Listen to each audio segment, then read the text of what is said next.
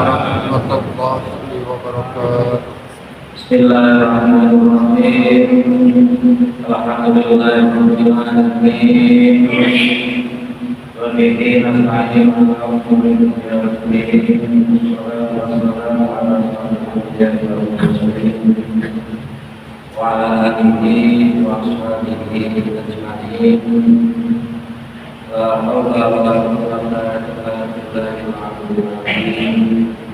Amma ba'du. Bapak-bapak, ibu, saudara-saudara sekalian, rahmatullah. Tidak lupa mari kita panjatkan syukur kepada Allah Subhanahu wa taala karena limpahan kasih sayang dan rahmat-Nya pada pagi hari ini kita masih bisa hadir menunaikan ibadah sholat subuh berjamaah. Mudah-mudahan ibadah kita diterima oleh Allah Subhanahu wa taala. Kemudian dosa-dosa kita, dosa-dosa kepada orang tua kita dan keluarga kita diampuni oleh Allah Subhanahu wa taala, serta mudah-mudahan kita besoknya menjadi orang yang bersyukur. Amin Allahumma amin. Kita lanjutkan kajian kita pada surah Maryam ayat yang ke-51. A'udzu billahi minasy syaithanir rajim. Bismillahirrahmanirrahim. واذكر في الكتاب موسى إنه كان مخلصا وكان رسولا نبيا.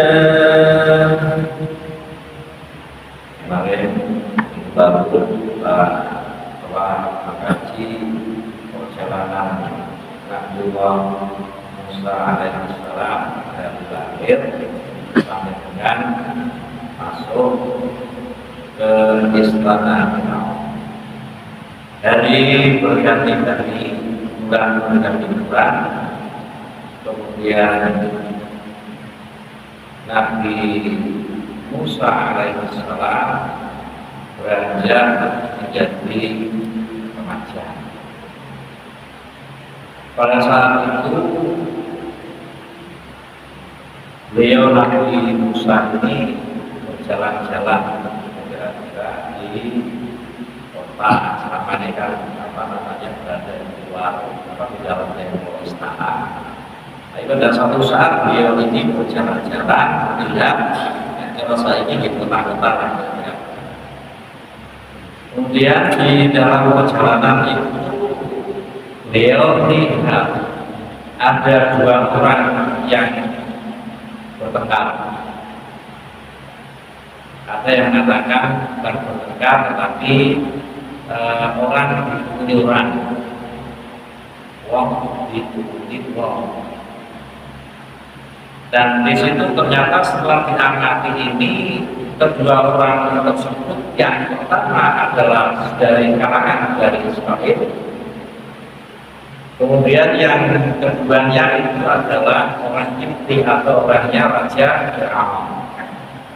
Juga ada riwayat yang mengatakan tentara Firaun memukuli orang Israel. Dan kemudian yang luar biasa karena pemberian daripada Allah Subhanahu wa taala acara saat ini Nabi Musa itu jadi luar biasa. Sakine mohon. Nah, ketika melerai itu tidak sengaja tangan kanan itu nyemplang bagaimana?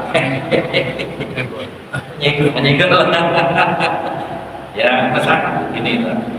Nah itu kemudian sampai yang kena daripada orang yang natap ya, orang yang atau orang tersebut mati.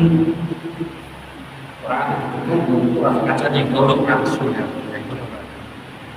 Tidak sampai terukur. dan ngajar nanti bingung ya Pak. Kalau saya pulang ke istana pasti akan mendapatkan hukuman. Kalau tidak pulang ke istana terus mau pulang ke mana?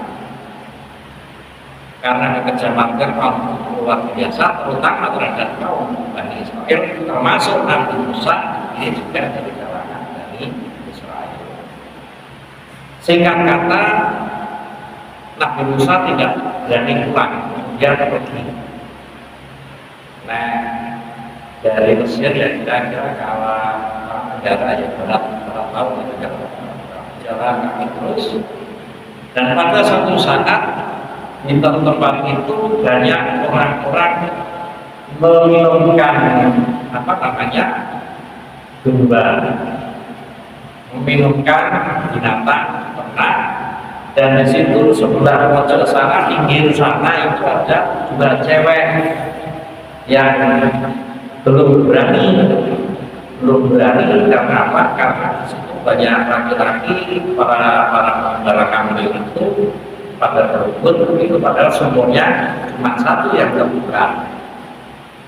Yang satu ini, yang kedua itu belum terbuka. Ketika itu ditanya, wahai adik, itu kira-kira kenapa tidak segera meminumkan?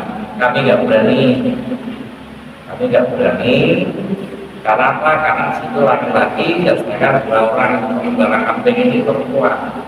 Saya menanti daripada kalau sudah orang-orang itu sudah. Kalau begitu baik, saya bukakan pintu sumur yang ini. Kira-kira angkat pohon 10 itu kuat. Tapi karena kemampuan dari Allah yang diberikan kepada Nabi Musa, satu orang mampu. Nah, akhirnya diminumkan. Setelah diminumkan itu, kemudian ditutup lagi, dan kemudian perkenalan. Adik siapa?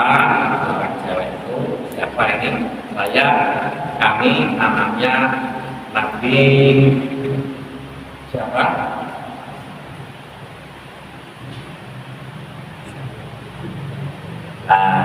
Nabi Syuaib. Oh ya, anaknya Nabi Syuaib. Oke, kalau begitu mari kita antar sampai ke rumahmu. Dan kemudian Nabi Musa berjalan di belakang karena putra Nabi Syuaib ini berada di depan. Nah, arahnya dia tak berjalan. Tapi Nabi Musa karena dijaga oleh Allah SWT orang kena, berarti kejar sehingga melihat itu orang kena ya. Kejar kemudian kemudian orang kena siap maka baliklah itu. Singkat kata sebenarnya sampai di rumah, tapi Nabi Musa tidak berani masuk ke rumah. Tinggal kedua anak-anak itu yang masuk. Singkat kata juga, setelah mendapat laporan benda-benda ada orang ini dan Nabi Syuaib mengendaki menembak di daerah Madian. Negara Madian itu Nabi Syuaib itu kemudian siapa Nabi Musa kita untuk ya betul sudah tahu kita menghadap bertanya siapa namanya. Nama saya Musa, dari mana? Dari Mesir. Kenapa sampai itu diterangkan sebagaimana peristiwa yang dialami tersebut.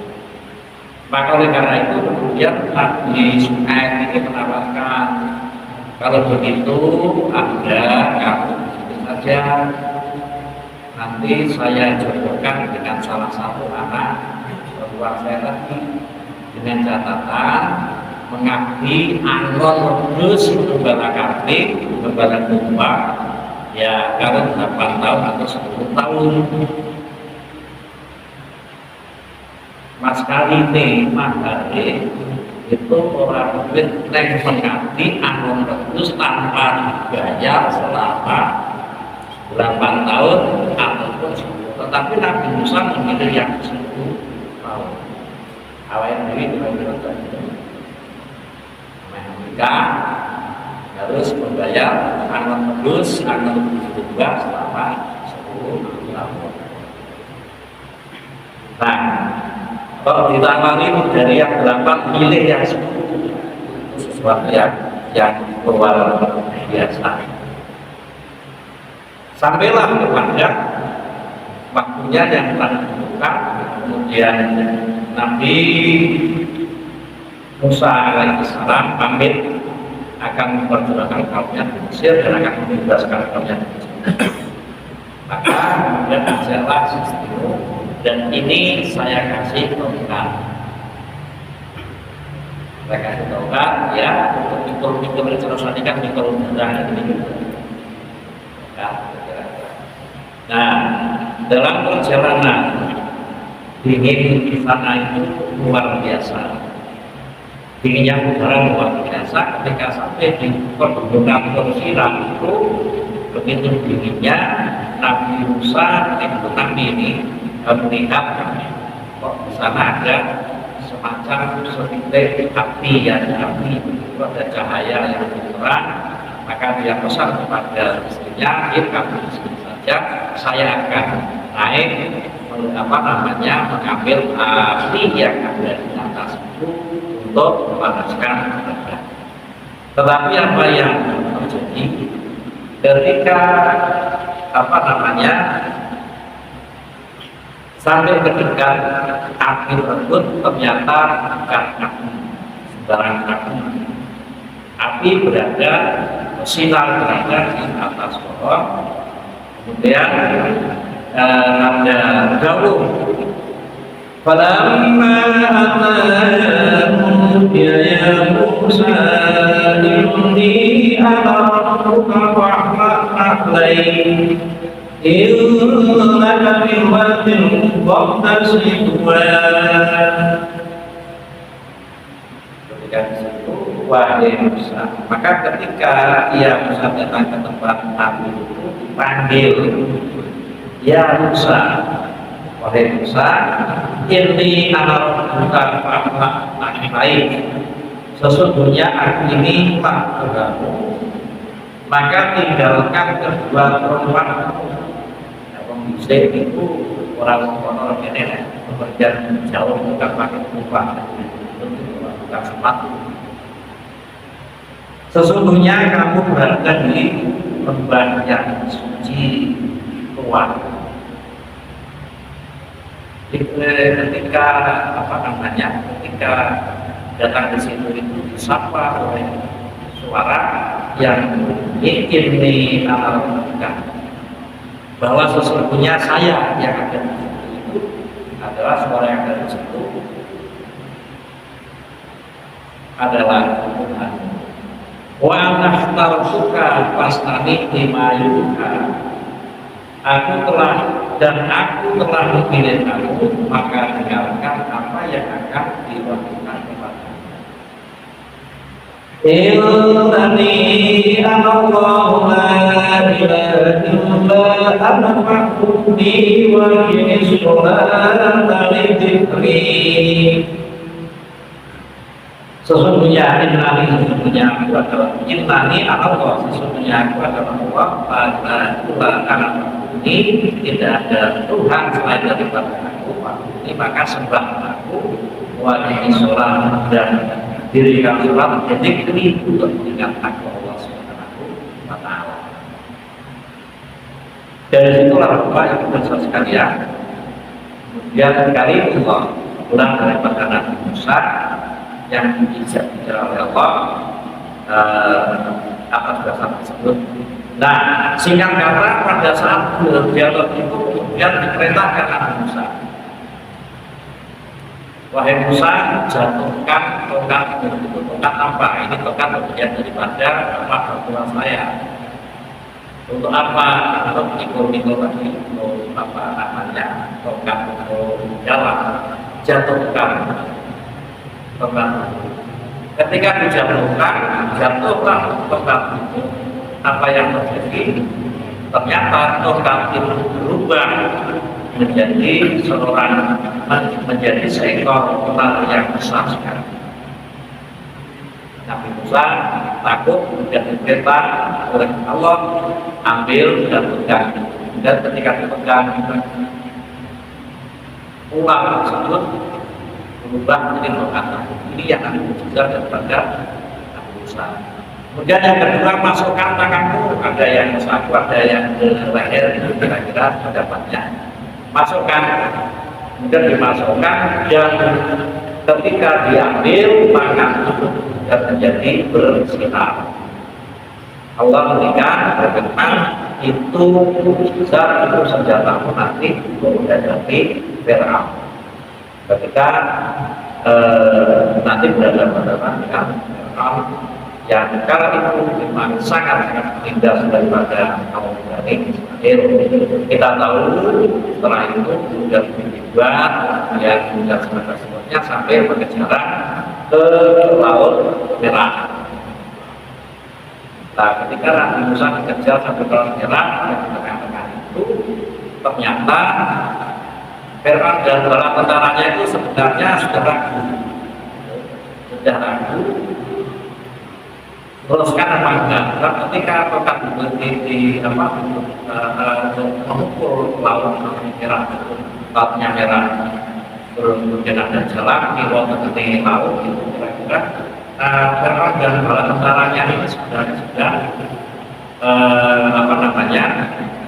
ragu terus berjalan.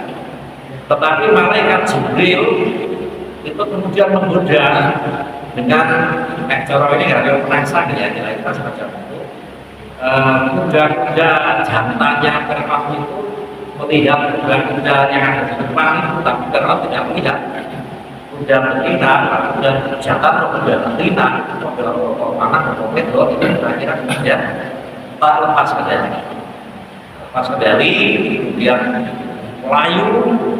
Dalam tentaranya mau tidak mau kemudian sudah sampai di tengah, kemudian terjadi laut kembali lagi dikembalikan oleh Allah Subhanahu Wa Taala lewat dipukul lagi oleh Nabi Musa, tenggelam di sini. Sekarang berarti Israel berada selamat berada di utara daripada Laut Merah tersebut yang sekarang dihubungkan dengan terusan Suez atau dengan Selatan.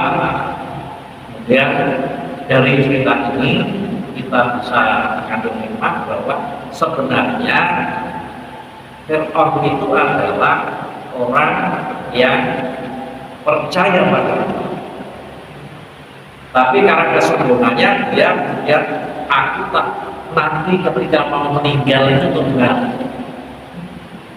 Karena kalau orang terus berbuat waktu berbangkit Allah al-Ghafurur Rahim katanya. Allah itu maha mengampuni, maha kasih sayang. Tapi ini tidak berarti kita dapat semacam itu. Siapa jamin sesuatu terbatas sendiri? Ternyata ketika akan meninggal itu Fir'aun ingin mengucapkan kalimat syahadat. Tapi ketika mau pada Allah, asyhadu alla ilaha illallah, menurutnya masuki oleh malaikat Jibril umur daripada kaum merah tersebut, dan akhirnya dia mati kafir. Jadi kalau kita ingin berbuat baik itu tidak kan pesan tentang aku tak ngaji berkata oleh sesuk dan sebagainya. Tapi ketika punya yang baik, sebaiknya segera dilaksanakan. Kemudian yang kedua adalah kesombongan. Kesombongan adalah sifat yang luar biasa yang bisa menutupi daripada sifat-sifat baik daripada manusia. Karena kesombongan banyak orang terjerumus ke dalam lembah anistaan. Oleh karena itu, mudah-mudahan kita sekalian terjauhkan dari sifat sombong. Aku kok misalnya ya. Kemudian juga saya lagi